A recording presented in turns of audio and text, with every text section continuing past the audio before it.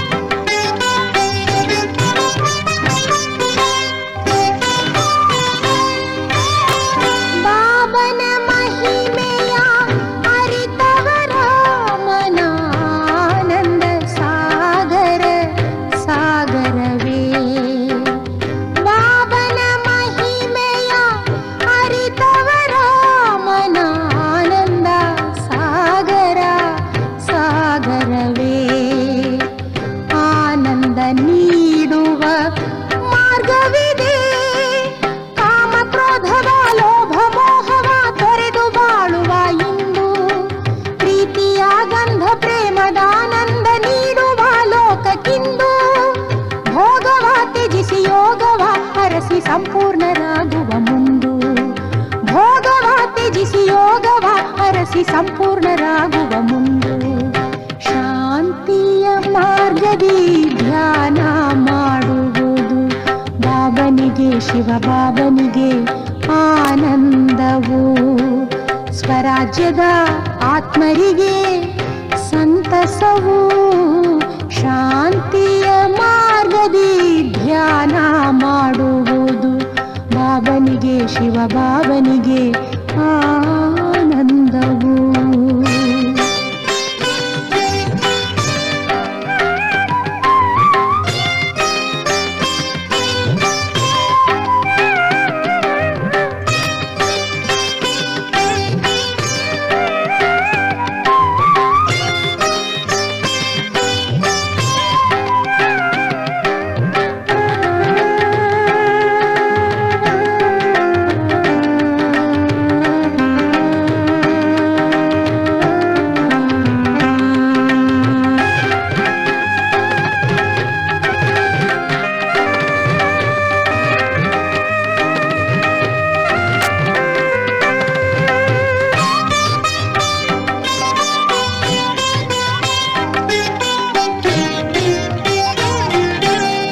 ಪ್ರಕೃತಿಯ ಮಡಿಲಲ್ಲಿ ಪ್ರೀತಿಯ ನುಡಿಯಲ್ಲಿ ಕಾಣುವುದು ನಮ್ಮ ಬಾಬನ ರೂಪ.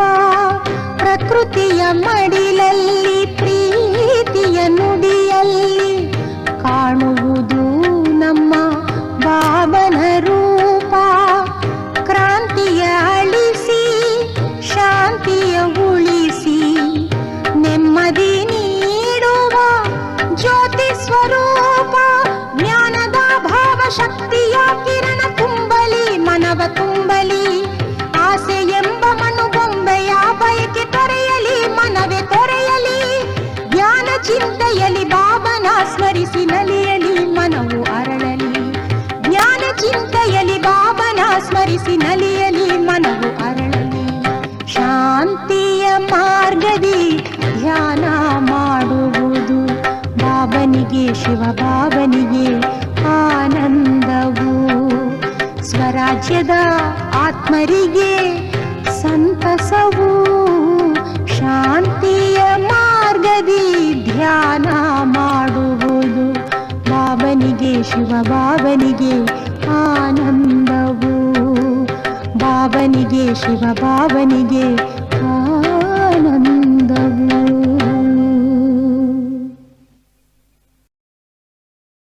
ಓಂ ಶಾಂತಿ. ಇಂದಿನ ದಿನಾಂಕ 16/11/2024. ಪ್ರಾರ್ಥ ಮುರಳಿ ಬಾಪ್ತಾದ ಮಧುಬನ.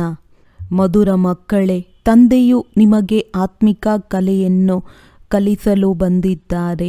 ಈ ಕಲೆಯಿಂದ ನೀವು ಸೂರ್ಯಚಂದ್ರರಿಗಿಂತಲೂ ದೂರ ಶಾಂತಿಧಾಮದಲ್ಲಿ ಹೋಗುತ್ತೀರಿ.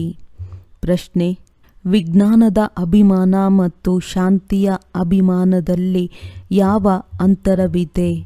ಉತ್ತರ: ವಿಜ್ಞಾನದ ಅಭಿಮಾನಿಗಳು ಚಂದ್ರ ನಕ್ಷತ್ರಗಳ ಮೇಲೆ ಹೋಗಲು ಎಷ್ಟೊಂದು ಖರ್ಚು ಮಾಡುತ್ತಾರೆ, ಶರೀರಕ್ಕೆ ಕಷ್ಟ ಕೊಟ್ಟು ಹೋಗುತ್ತಾರೆ. ರಾಕೆಟ್ ಎಲ್ಲಿಯೂ ಫೇಲ್ ಆಗದಿರಲಿ ಎಂದು ಅವರಿಗೆ ಭಯವಿರುತ್ತದೆ. ನೀವು ಮಕ್ಕಳು ಶಾಂತಿಯ ಅಭಿಮಾನಿಗಳು ಕವಡೆಯೂ ಖರ್ಚಿಲ್ಲದೆ ಸೂರ್ಯ ಚಂದ್ರರಿಗೂ ದೂರ ಮೂಲವತನದಲ್ಲಿ ಹೊರಟು ಹೋಗುತ್ತೀರಿ. ನಿಮಗೆ ಯಾವುದೇ ಭಯವಿಲ್ಲ, ಏಕೆಂದರೆ ನೀವು ಶರೀರವನ್ನು ಇಲ್ಲಿಯೇ ಬಿಟ್ಟು ಹೋಗುತ್ತೀರಿ. ಓಂ ಶಾಂತಿ. ಆತ್ಮಿಕ ತಂದೆಯು ಆತ್ಮಿಕ ಮಕ್ಕಳಿಗೆ ತಿಳಿಸುತ್ತಾರೆ. ಮಕ್ಕಳು ಇದನ್ನು ಕೇಳುತ್ತಲೇ ಇರುತ್ತೀರಿ. ವಿಜ್ಞಾನಿಗಳು ಚಂದ್ರನ ಬಳಿಗೆ ಹೋಗುವ ಪ್ರಯತ್ನ ಪಡುತ್ತಿರುತ್ತಾರೆ, ಆದರೆ ಅವರು ಕೇವಲ ಚಂದ್ರನವರೆಗೆ ಹೋಗುವ ಪ್ರಯತ್ನವನ್ನೇ ಮಾಡುತ್ತಿರುತ್ತಾರೆ. ಎಷ್ಟೊಂದು ಖರ್ಚು ಮಾಡುತ್ತಾರೆ. ಮೇಲೆ ಹೋಗುವಾಗ ಬಹಳ ಭಯವಿರುತ್ತದೆ. ಈಗ ನೀವು ತಮ್ಮ ಬಗ್ಗೆ ವಿಚಾರ ಮಾಡಿ. ನೀವು ಎಲ್ಲಿನ ನಿವಾಸಿಗಳಾಗಿದ್ದೀರಿ? ಅವರಂತೂ ಚಂದ್ರನ ಕಡೆ ಹೋಗುತ್ತಾರೆ, ಆದರೆ ನೀವು ಸೂರ್ಯ ಚಂದ್ರನಿಗಿಂತಲೂ ದೂರ ಒಮ್ಮೆಲೆ ಮೂಲವತನಕ್ಕೆ ಹೋಗುತ್ತೀರಿ. ಅವರು ಮೇಲೆ ಹೋಗುತ್ತಾರೆಂದರೆ ಅವರಿಗೆ ಬಹಳಷ್ಟು ಹಣವು ಸಿಗುತ್ತದೆ. ಮೇಲೆ ಗ್ರಹಗಳಲ್ಲಿ ಸುತ್ತಾಡಿಕೊಂಡು ಬರುತ್ತಾರೆಂದರೆ ಅವರಿಗೆ ಲಕ್ಷಾಂತರ ಉಡುಗೊರೆಗಳು ಸಿಗುತ್ತವೆ. ಶರೀರದ ಕಷ್ಟವನ್ನಿಟ್ಟುಕೊಂಡು ಹೋಗುತ್ತಾರೆ. ಅವರು ವೈಜ್ಞಾನಿಕ ಶಕ್ತಿಯುಳ್ಳವರಾಗಿದ್ದಾರೆ. ನಿಮ್ಮ ಬಳಿ ಶಾಂತಿಯ ಶಕ್ತಿ ಇದೆ. ನಿಮಗೆ ತಿಳಿದಿದೆ, ನಾವಾತ್ಮಗಳು ನಮ್ಮ ಶಾಂತಿಧಾಮ ಬ್ರಹ್ಮಾಂಡದಲ್ಲಿ ಹೋಗುತ್ತೇವೆ. ಆತ್ಮವೇ ಎಲ್ಲವನ್ನೂ ಮಾಡುತ್ತದೆ. ಅವರು ಸಹ ಶರೀರದ ಜೊತೆ ಮೇಲೆ ಹೋಗುತ್ತಾರೆ. ಬಹಳ ಅಪಾಯಕಾರಿಯಾಗಿದೆ. ಮೇಲಿನಿಂದ ಬಿದ್ದರೆ ಪ್ರಾಣವು ಹೊರಟು ಹೋಗುವುದೆಂದು ಹೆದರುತ್ತಾರೆ. ಅವೆಲ್ಲವೂ ಶಾರೀರಿಕ ಕಲೆಗಳಾಗಿವೆ. ನಿಮಗೆ ತಂದೆಯು ಆತ್ಮಿಕ ಕಲೆಯನ್ನು ಕಲಿಸುತ್ತಾರೆ. ಈ ಕಲೆಯನ್ನು ಕಲಿಯುವುದರಿಂದ ನಿಮಗೆ ಎಷ್ಟೊಂದು ದೊಡ್ಡ ಬಹುಮಾನವು ಸಿಗುತ್ತದೆ. ನಂಬರ್ವಾರ್ ಪುರುಷಾರ್ಥದನುಸಾರ 21 ಜನ್ಮಗಳ ಬಹುಮಾನವು ಸಿಗುತ್ತದೆ. ಇತ್ತೀಚೆಗೆ ಸರ್ಕಾರವು ಲಾಟರಿಯನ್ನು ತೆಗೆಯುತ್ತದೆ ಎಲ್ಲವೇ? ಇಲ್ಲಿ ತಂದೆಯು ನಿಮಗೆ ಬಹುಮಾನವನ್ನು ಕೊಡುತ್ತಾರೆ. ಮತ್ತೇನು ಕಲಿಸುತ್ತಾರೆ? ನಿಮ್ಮನ್ನು ಸಂಪೂರ್ಣ ಮೇಲೆ ಕರೆದುಕೊಂಡು ಹೋಗುತ್ತಾರೆ. ಅಲ್ಲಿ ನಿಮ್ಮ ಮನೆ ಇದೆ. ಈಗ ನಿಮಗೆ ನೆನಪಿಗೆ ಬರುತ್ತದೆ ಎಲ್ಲವೇ? ನಮ್ಮ ಮನೆಯು ಎಲ್ಲಿದೆ ಮತ್ತು ಕಳೆದುಕೊಂಡ ರಾಜಧಾನಿಯು ಎಲ್ಲಿದೆ? ರಾವಣನು ಕಸಿದುಕೊಂಡನು. ಈಗ ಪುನಃ ನಾವು ಮೂಲ ಮನೆಗೂ ಹೋಗುತ್ತೇವೆ ಮತ್ತು ರಾಜ್ಯ ಭಾಗ್ಯವನ್ನು ಪ್ರಾಪ್ತಿ ಮಾಡಿಕೊಳ್ಳುತ್ತೇವೆ. ಮುಕ್ತಿಧಾಮವು ನಮ್ಮ ಮನೆಯಾಗಿದೆ ಎಂದು ಯಾರಿಗೂ ತಿಳಿದಿಲ್ಲ. ಈಗ ನೀವು ಮಕ್ಕಳಿಗೆ ಕಲಿಸಿಕೊಡುವುದಕ್ಕಾಗಿ ತಂದೆಯು ನೋಡಿ ಎಲ್ಲಿಂದ ಬರುತ್ತಾರೆ, ದೂರದಿಂದ ಬರುತ್ತಾರೆ. ಆತ್ಮವು ರಾಕೆಟ್ ಆಗಿದೆ. ಮೇಲೆ ಹೋಗಿ ಚಂದ್ರನೆಲ್ಲಿದೆ, ನಕ್ಷತ್ರಗಳಲ್ಲಿ ಏನಿದೆ ಎಂದು ನೋಡಲು ಪ್ರಯತ್ನ ಪಡುತ್ತಿರುತ್ತಾರೆ. ಈಗ ನೀವು ಮಕ್ಕಳಿಗೆ ತಿಳಿದಿದೆ, ಇವಂತೂ ಈ ಸೃಷ್ಟಿಯ ರಂಗಮಂಚದ ದೀಪಗಳಾಗಿವೆ. ಹೇಗೆ ರಂಗಮಂಚದಲ್ಲಿ ವಿದ್ಯುತ್ ದೀಪಗಳನ್ನು ಉರಿಸುತ್ತಾರೆ, ಮ್ಯೂಸಿಯಂನಲ್ಲಿಯೂ ಸಹ ನೀವು ದೀಪಗಳನ್ನು ಇಡುತ್ತೀರಲ್ಲವೇ? ಇದು ಬೇಹದ್ದಿನ ಪ್ರಪಂಚವಾಗಿದೆ. ಇದರಲ್ಲಿ ಈ ಸೂರ್ಯ, ಚಂದ್ರ, ನಕ್ಷತ್ರಗಳು ಬೆಳಕು ಕೊಡುವಂಥವಾಗಿವೆ. ಸೂರ್ಯ ಚಂದ್ರರು ದೇವತೆಗಳೆಂದು ಮನುಷ್ಯರು ತಿಳಿಯುತ್ತಾರೆ, ಆದರೆ ಇವು ದೇವತೆಗಳಲ್ಲ. ತಂದೆಯು ಬಂದು ಹೇಗೆ ನಮ್ಮನ್ನು ಮನುಷ್ಯರಿಂದ ದೇವತೆಗಳನ್ನಾಗಿ ಮಾಡುತ್ತಾರೆಂದು ಈಗ ನೀವು ತಿಳಿದುಕೊಂಡಿದ್ದೀರಿ. ಇವರು ಜ್ಞಾನ ಸೂರ್ಯ, ಜ್ಞಾನ ಚಂದ್ರಮ ಮತ್ತು ಜ್ಞಾನ ನಕ್ಷತ್ರಗಳಾಗಿದ್ದಾರೆ. ಜ್ಞಾನದಿಂದಲೇ ನೀವು ಮಕ್ಕಳ ಸದ್ಗತಿಯಾಗುತ್ತಿದೆ. ನೀವು ಎಷ್ಟು ದೂರ ಹೋಗುತ್ತೀರಿ? ತಂದೆಯೇ ಮನೆಗೆ ಹೋಗುವ ಮಾರ್ಗವನ್ನು ತಿಳಿಸಿದ್ದಾರೆ. ತಂದೆಯ ವಿನಃ ಯಾರೂ ಹಿಂತಿರುಗಿ ತಮ್ಮ ಮನೆಗೆ ಹೋಗಲು ಸಾಧ್ಯವಿಲ್ಲ. ಯಾವಾಗ ತಂದೆಯು ಬಂದು ಶಿಕ್ಷಣವನ್ನು ಕೊಡುತ್ತಾರೆಯೋ ಆಗಲೇ ನೀವು ತಿಳಿದುಕೊಳ್ಳುತ್ತೀರಿ. ಇದು ಸಹ ನಿಮಗೆ ತಿಳಿದಿದೆ. ನಾವಾತ್ಮಗಳು ಪವಿತ್ರರಾದಾಗಲೇ ನಮ್ಮ ಮನೆಗೆ ಹೋಗಲು ಸಾಧ್ಯ. ಅಂದರೆ ಕೊನೆಯಲ್ಲಿ ಯೋಗ ಬಲದಿಂದ ಇಲ್ಲವೇ ಶಿಕ್ಷೆಗಳ ಬಲದಿಂದ ಪಾವನರಾಗಬೇಕಾಗಿದೆ. ತಂದೆಯಂತೂ ತಿಳಿಸುತ್ತಿರುತ್ತಾರೆ. ಎಷ್ಟು ನೀವು ತಂದೆಯನ್ನು ನೆನಪು ಮಾಡುತ್ತೀರೋ ಅಷ್ಟು ಪಾವನರಾಗುತ್ತೀರಿ. ನೆನಪು ಮಾಡದಿದ್ದರೆ ಪತಿತರಾಗಿಯೇ ಉಳಿದು ಬಿಡುತ್ತೀರಿ. ಮತ್ತೆ ಬಹಳ ಶಿಕ್ಷೆಗಳನ್ನು ಅನುಭವಿಸಬೇಕು. ಮತ್ತೆ ಪದವಿಯು ಭ್ರಷ್ಟವಾಗಿ ಬಿಡುತ್ತದೆ. ಸ್ವಯಂ ತಂದೆಯೇ ಕುಳಿತು ನೀವು ಮಕ್ಕಳು ಈಗೀಗೆ ಮನೆಗೆ ಹೋಗಬಹುದೆಂದು ತಿಳಿಸುತ್ತಾರೆ. ಬ್ರಹ್ಮಾಂಡವೆಂದರೇನು, ಸೂಕ್ಷ್ಮವತನವೆಂದರೇನು ಎನ್ನುವುದೇನು ತಿಳಿದಿಲ್ಲ. ವಿದ್ಯಾರ್ಥಿಗಳು ಮೊದಲು ಏನನ್ನು ತಿಳಿದುಕೊಂಡಿರುವುದಿಲ್ಲ. ಯಾವಾಗ ಓದಲು ಆರಂಭಿಸುವರೋ ಆಗ ಜ್ಞಾನವು ಸಿಗುತ್ತದೆ. ಜ್ಞಾನವು ವಿದ್ಯೆ ಸಹ ಕೆಲವೊಂದು ಚಿಕ್ಕದ್ದು, ಇನ್ನು ಕೆಲವು ವಿದ್ಯೆಯು ದೊಡ್ಡದಿರುತ್ತದೆ. ICSನ ಪರೀಕ್ಷೆಯನ್ನು ತೇರ್ಗಡೆ ಮಾಡಿದರೆ ಅವರನ್ನು ಜ್ಞಾನಪೂರ್ಣರೆಂದು ಹೇಳುತ್ತಾರೆ. ಇದಕ್ಕಿಂತ ಉನ್ನತ ವಿದ್ಯೆಯು ಮತ್ಯಾವುದೂ ಇಲ್ಲ. ಈಗ ನೀವು ಸಹ ಎಷ್ಟು ಉನ್ನತ ಜ್ಞಾನವನ್ನು ಕಲಿಯುತ್ತೀರಿ. ತಂದೆಯು ನಿಮಗೆ ಪವಿತ್ರರಾಗುವ ಯುಕ್ತಿಯನ್ನು ತಿಳಿಸುತ್ತಾರೆ. ಮಕ್ಕಳೇ, ನನ್ನೊಬ್ಬನನ್ನು ನೆನಪು ಮಾಡಿದರೆ ನೀವು ಪತಿತರಿಂದ ಪಾವನರಾಗುತ್ತೀರಿ. ಮೂಲತಃ ನೀವಾತ್ಮಗಳು ಪಾವನರಾಗಿದ್ದೀರಿ. ಮೇಲೆ ತಮ್ಮ ಮನೆಯಲ್ಲಿದ್ದೀರಿ. ಯಾವಾಗ ನೀವು ಸತ್ಯಯುಗದಲ್ಲಿ ಜೀವನ್ಮುಕ್ತಿಯಲ್ಲಿರುವಿರೋ ಆಗ ಉಳಿದವರೆಲ್ಲರೂ ಮುಕ್ತಿಧಾಮದಲ್ಲಿರುತ್ತಾರೆ. ಮುಕ್ತಿ ಮತ್ತು ಜೀವನ್ಮುಕ್ತಿ ಎರಡಕ್ಕೂ ನಾವು ಶಿವಾಲಯವೆಂದು ಹೇಳುತ್ತೇವೆ. ಮುಕ್ತಿಯಲ್ಲಿ ಶಿವತಂದೆಯೂ ಇರುತ್ತಾರೆ, ನಾವಾತ್ಮಗಳೂ ಇರುತ್ತೇವೆ. ಇದು ಆತ್ಮಿಕ ಅತ್ಯುನ್ನತ ಜ್ಞಾನವಾಗಿದೆ. ನಾವು ಹೋಗಿ ಚಂದ್ರನ ಮೇಲೆ ವಾಸಿಸುತ್ತೇವೆ ಎಂದು ಅವರು ಹೇಳುತ್ತಾರೆ. ಎಷ್ಟೊಂದು ತಲೆಕೆಡಿಸಿಕೊಳ್ಳುತ್ತಾರೆ. ತಮ್ಮ ಸಾಹಸವನ್ನು ತೋರಿಸುತ್ತಾರೆ. ಎಷ್ಟೊಂದು ಮಲ್ಟಿಮಿಲಿಯನ್ ಮೈಲುಗಳಷ್ಟು ಮೇಲಕ್ಕೆ ಹೋಗುತ್ತಾರೆ. ಆದರೆ ಅವರ ಆಸೆಯೂ ಪೂರ್ಣವಾಗುವುದಿಲ್ಲ ಮತ್ತು ನಿಮ್ಮ ಆಸೆಯೂ ಪೂರ್ಣವಾಗುತ್ತದೆ. ಅವರದ್ದು ಸುಳ್ಳು ಶರೀರದ ಅಭಿಮಾನವಾಗಿದೆ, ನಿಮ್ಮದು ಆತ್ಮಿಕ ಅಭಿಮಾನವಾಗಿದೆ. ಅವರು ಮಾಯೆಯ ಸಾಹಸವನ್ನು ಎಷ್ಟೊಂದು ತೋರಿಸುತ್ತಾರೆ. ಆಗ ಮನುಷ್ಯರು ಎಷ್ಟೊಂದು ಚಪ್ಪಾಳೆ ತಟ್ಟಿ ಅಭಿನಂದನೆಗಳನ್ನು ಕೊಡುತ್ತಾರೆ. ಅವರಿಗೆ ಬಹಳಷ್ಟು ಸಿಗುತ್ತದೆ. 5-6 ಕೋಟಿಗಳು ಸಿಗುತ್ತದೆ. ನೀವು ಮಕ್ಕಳಿಗೆ ಈ ಜ್ಞಾನವಿದೆ. ಅವರಿಗೆ ಎಷ್ಟೆಲ್ಲ ಹಣವು ಸಿಗುತ್ತದೆಯೋ ಅದೆಲ್ಲವೂ ಸಮಾಪ್ತಿಯಾಗಿ ಬಿಡುತ್ತದೆ. ಇನ್ನು ಸ್ವಲ್ಪ ದಿನಗಳಿದೆ ಎಂದೇ ತಿಳಿಯಿರಿ. ಇಂದು ಏನಿದೆ ನಾಳೆ ಏನಾಗಲಿದೆ. ಇಂದು ನೀವು ನರಕವಾಸಿಗಳಾಗಿದ್ದೀರಿ, ನಾಳೆ ಸ್ವರ್ಗವಾಸಿಗಳಾಗಿ ಬಿಡುತ್ತೀರಿ. ಸಮಯವೇನು ಹೆಚ್ಚಿಗೆ ಹಿಡಿಸುವುದಿಲ್ಲ. ಅಂದಾಗ ಅವರದ್ದು ದೈಹಿಕ ಶಕ್ತಿ, ನಿಮ್ಮದ್ದು ಆತ್ಮಿಕ ಶಕ್ತಿಯಾಗಿದೆ. ಇದನ್ನು ಕೇವಲ ನೀವೇ ತಿಳಿದುಕೊಂಡಿದ್ದೀರಿ. ಅವರು ದೈಹಿಕ ಶಕ್ತಿಯಿಂದ ಎಲ್ಲಿಯವರೆಗೆ ಹೋಗುತ್ತಾರೆ. ಅವರ ಕಲೆಯು ಇಲ್ಲಿಯವರೆಗೆ ಸಮಾಪ್ತಿಯಾಗಿ ಬಿಡುತ್ತದೆ. ಅದು ದೈಹಿಕ ಅತ್ಯುನ್ನತ ಕಲೆಯಾಗಿದೆ. ನಿಮ್ಮದು ಉನ್ನತ ಆತ್ಮಿಕ ಕಲೆಯಾಗಿದೆ. ನೀವು ಶಾಂತಿಧಾಮದಲ್ಲಿ ಹೋಗುತ್ತೀರಿ. ಅದರ ಹೆಸರೇ ಆಗಿದೆ ಮಧುರ ಮನೆ. ಅವರು ಎಷ್ಟು ಮೇಲೆ ಹೋಗುತ್ತಾರೆ ಮತ್ತು ನೀವು ತಮ್ಮ ಲೆಕ್ಕವನ್ನು ನೆನಪು ಮಾಡಿಕೊಳ್ಳಿ. ನೀವು ಎಷ್ಟೊಂದು ಮೈಲಿಗಳು ಮೇಲಕ್ಕೆ ಹೋಗುತ್ತೀರಿ. ನೀವು ಯಾರು ಆತ್ಮಗಳು? ತಂದೆಯು ತಿಳಿಸುತ್ತಾರೆ, ನಾನು ಎಷ್ಟು ಮೈಲಿಗಳ ಮೇಲಿರುತ್ತೇನೆ ಎಣಿಸಲು ಸಾಧ್ಯವೇ? ಅವರ ಬಳಿ ಲೆಕ್ಕವಿರುತ್ತದೆ.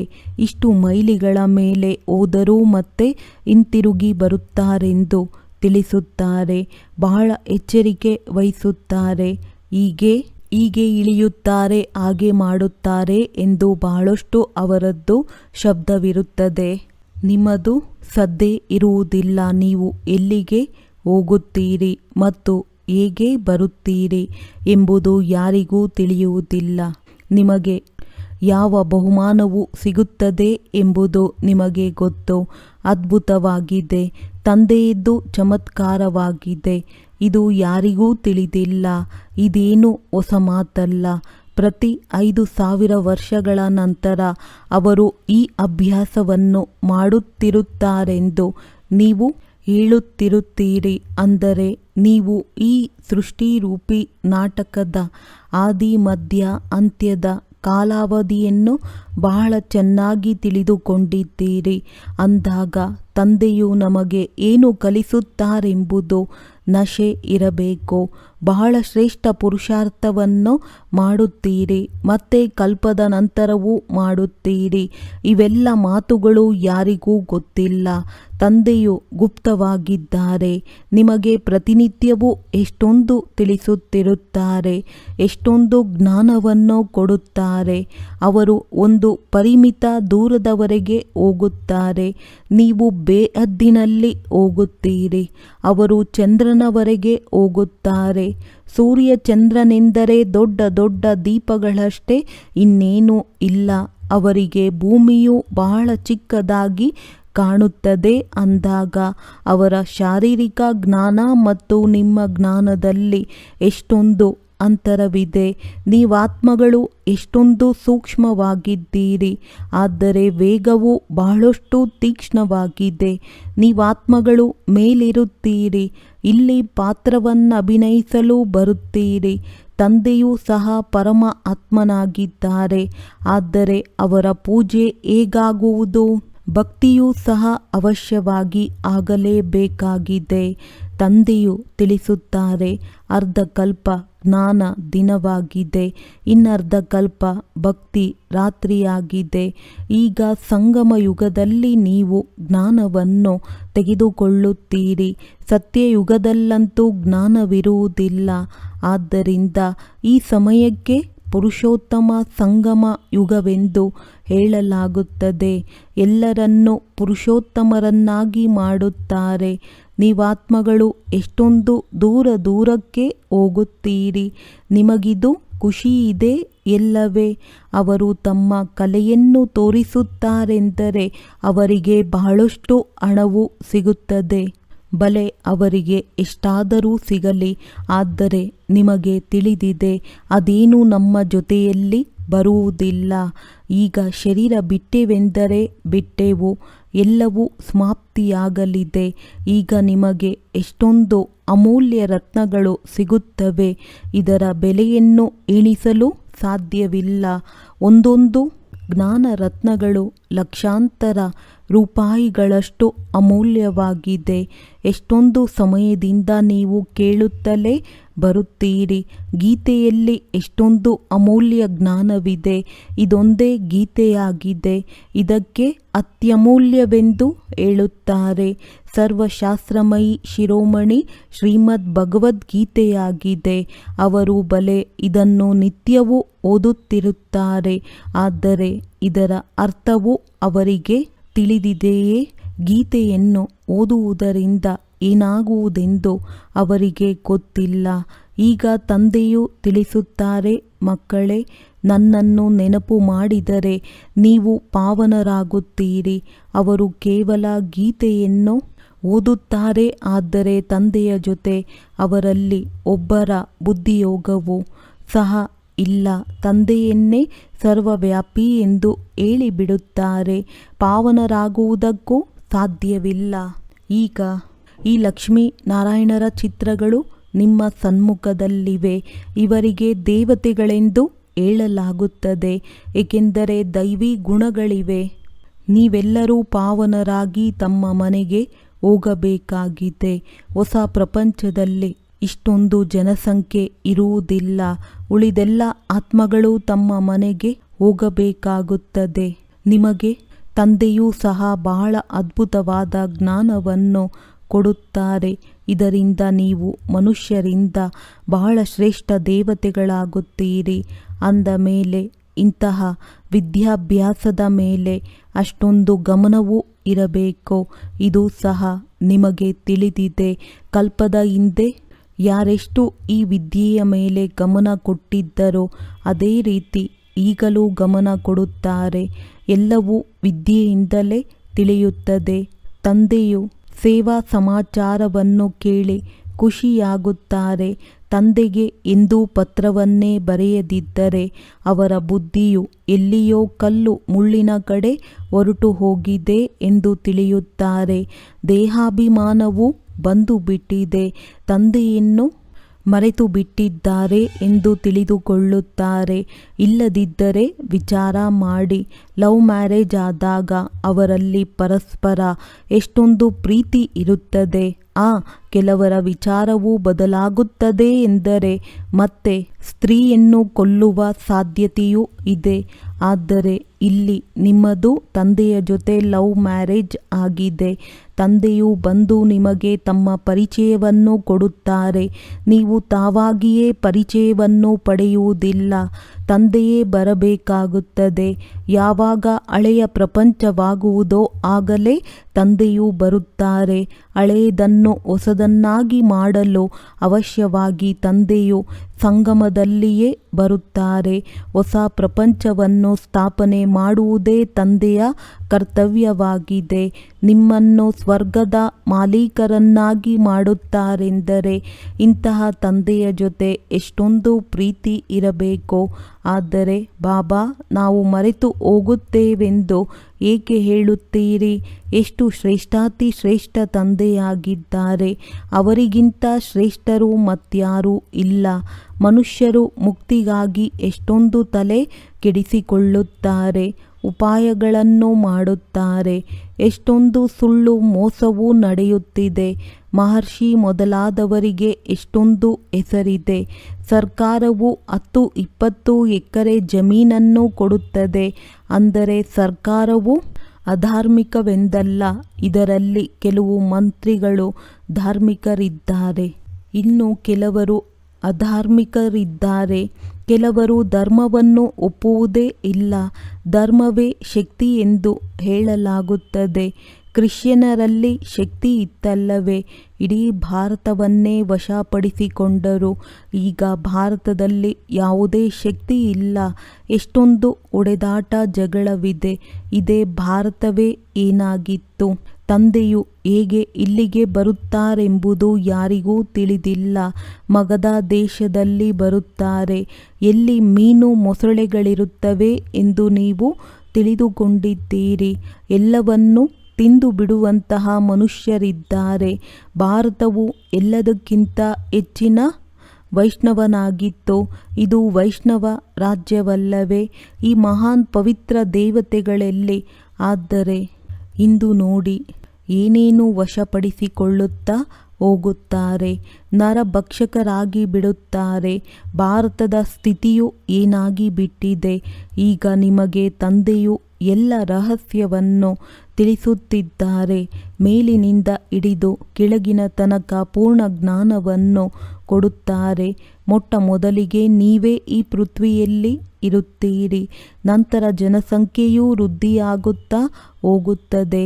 ಇನ್ನು ಸ್ವಲ್ಪ ಸಮಯದಲ್ಲಿ ಹಾಹಾಕಾರವಾಗಿ ಬಿಡುತ್ತದೆ. ಎಲ್ಲರೂ ಅಯ್ಯೋ ಅಯ್ಯೋ ಎನ್ನುತ್ತಿರುತ್ತಾರೆ. ಸ್ವರ್ಗದಲ್ಲಿ ನೋಡಿ ಎಷ್ಟೊಂದು ಸುಖವಿದೆ. ಈ ಗುರಿ ದೇಹದ ಚಿತ್ರವನ್ನು ನೋಡಿ. ಇವೆಲ್ಲವನ್ನು ನೀವು ಮಕ್ಕಳು ಧಾರಣೆ ಮಾಡಬೇಕಾಗಿದೆ. ಇದು ಎಷ್ಟು ದೊಡ್ಡ ವಿದ್ಯೆಯಾಗಿದೆ. ತಂದೆಯು ಎಷ್ಟು ಸ್ಪಷ್ಟ ಮಾಡಿ ತಿಳಿಸಿಕೊಡುತ್ತಾರೆ. ಮಾಲೆಯ ರಹಸ್ಯವನ್ನು ತಿಳಿಸಿದ್ದಾರೆ. ಮಾಲೆಯಲ್ಲಿ ಮೇಲೆ ಶಿವತಂದೆಯ ಗುರುತಾಗಿ ಹೂವನ್ನು ತೋರಿಸುತ್ತಾರೆ. ನಂತರ ಜೋಡಿ ಮಣಿಗಳು ಪ್ರವೃತ್ತಿ ಮಾರ್ಗವಾಗಿದೆಯಲ್ಲವೇ? ನಿವೃತ್ತಿ ಮಾರ್ಗದವರಿಗಂತೂ ಮಾಲೆಯನ್ನು ಜಪಿಸುವ ನಿಯಮವಿಲ್ಲ. ಇದು ದೇವತೆಗಳ ಮಾಲೆಯಾಗಿದೆ. ಅವರು ಹೇಗೆ ರಾಜ್ಯವನ್ನು ಪಡೆದುಕೊಂಡಿದ್ದಾರೆ? ನಿಮ್ಮಲ್ಲಿಯೂ ನಂಬರ್ ವಾರ್ ಇದ್ದಾರೆ. ಕೆಲವರು ನಿರ್ಭಯವಾಗಿ ಯಾರಿಗೆ ಬೇಕಾದರೂ ತಿಳಿಸುತ್ತಾರೆ. ಬನ್ನಿ, ನಾವು ತಮಗೆ ಇಂತಹ ಮಾತುಗಳನ್ನು ತಿಳಿಸುತ್ತೇವೆ. ಅದನ್ನು ಮತ್ಯಾರೂ ತಿಳಿಸಲು ಸಾಧ್ಯವಿಲ್ಲ. ಶಿವತಂದೆಯ ವಿನಃ ಮತ್ಯಾರಿಗೂ ಇದು ತಿಳಿದೇ ಇಲ್ಲ. ಅವರಿಗೆ ಈ ರಾಜಯೋಗವನ್ನು ಯಾರು ಕಲಿಸಿದರೂ ಬಹಳ ರಮಣೀಕವಾಗಿ ತಿಳಿಸಬೇಕು. ಮನುಷ್ಯರೇ 84 ಜನ್ಮಗಳನ್ನು ಹೇಗೆ ತೆಗೆದುಕೊಂಡರು? ದೇವತಾ, ಕ್ಷತ್ರಿಯ, ವೈಶ್ಯ, ಶೂದ್ರ. ತಂದೆಯು ಎಷ್ಟು ಸಹಜವಾದ ಜ್ಞಾನವನ್ನು ತಿಳಿಸುತ್ತಾರೆ ಮತ್ತು ಪವಿತ್ರರೂ ಆಗಬೇಕಾಗಿದೆ. ಆಗಲೇ ಶ್ರೇಷ್ಠ ಪದವಿಯನ್ನು ಪಡೆಯುತ್ತೀರಿ. ಇಡೀ ವಿಶ್ವದಲ್ಲಿ ಶಾಂತಿ ಸ್ಥಾಪನೆ ಮಾಡುವವರು ನೀವಾಗಿದ್ದೀರಿ. ತಂದೆಯು ನಿಮಗೆ ರಾಜ್ಯಭಾಗ್ಯವನ್ನು ಕೊಡುತ್ತಾರೆ. ದಾತನಾಗಿದ್ದಾರಲ್ಲವೇ? ಅವರು ಏನನ್ನೂ ತೆಗೆದುಕೊಳ್ಳುವುದಿಲ್ಲ. ನಿಮ್ಮ ವಿದ್ಯೆಗೆ ಇದೇ ಬಹುಮಾನವಾಗಿದೆ. ಇಂತಹ ಬಹುಮಾನವನ್ನು ಮತ್ಯಾರೂ ಕೊಡುವುದಿಲ್ಲ. ಅಂದ ಮೇಲೆ ಇಂತಹ ತಂದೆಯನ್ನು ಏಕೆ ಪ್ರೀತಿ ಮಾಡುವುದಿಲ್ಲ?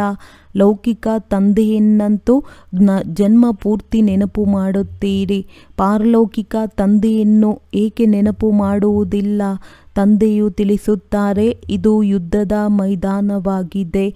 ಆದ್ದರಿಂದ ಪಾವನರಾಗುವುದರಲ್ಲಿ ಸಮಯ ಹಿಡಿಸುತ್ತದೆ. ಯುದ್ಧವು ಯಾವಾಗ ಪೂರ್ಣವಾಗುತ್ತದೆಯೋ ಅಷ್ಟು ಸಮಯ ಹಿಡಿಸುತ್ತದೆ. ಯಾರು ಆರಂಭದಲ್ಲಿ ಬಂದರೋ ಅವರು ಪೂರ್ಣ ಪಾವನರಾಗುತ್ತಾರೆಂದಲ್ಲ. ತಂದೆಯು ತಿಳಿಸುತ್ತಾರೆ, ಮಾಯೆಯ ಯುದ್ಧವು ಬಹಳ ಜೋರಾಗಿ ನಡೆಯುತ್ತದೆ. ಒಳ್ಳೊಳ್ಳೆಯವರನ್ನು ಸಹ ಮಾಯೆಯು ಗೆದ್ದು ಬಿಡುತ್ತದೆ. ಇಷ್ಟೊಂದು ಶಕ್ತಿಶಾಲಿಯಾಗಿದೆ. ಯಾರು ಬೀಳುವರೋ ಅವರು ಮತ್ತೆ ಮುರುಳಿಯನ್ನು ಎಲ್ಲಿಂದ ಕೇಳುತ್ತಾರೆ? ಸೇವಾ ಕೇಂದ್ರಕ್ಕೆ ಬರುವುದೇ ಇಲ್ಲವೆಂದರೆ ಅವರಿಗೆ ಮುರುಳಿಯು ಹೇಗೆ ತಿಳಿಯುತ್ತದೆ? ಮಾಯೆಯು ಒಮ್ಮೆಲೆ ಕನಿಷ್ಠರನ್ನಾಗಿ ಮಾಡಿಬಿಡುತ್ತದೆ. ಮುರುಳಿಯನ್ನು ಕೇಳಿದಾಗಲೇ ಜಾಗೃತರಾಗುತ್ತಾರಲ್ಲವೇ? ಇಲ್ಲದಿದ್ದರೆ ಕೊಳಕು ಕೆಲಸದಲ್ಲಿಯೇ ತೊಡಗುತ್ತಾರೆ. ಯಾರಾದರೂ ಬುದ್ಧಿವಂತ ಮಕ್ಕಳಿದ್ದರೆ ಅವರಿಗೆ ತಿಳಿಸಬೇಕು, ನೀವು ಮಾಯೆಗೆ ಹೇಗೆ ಸೋತು ಹೋಗಿದ್ದೀರಿ. ತಂದೆಯು ನಿಮಗೆ ಏನನ್ನು ತಿಳಿಸುತ್ತಾರೆ?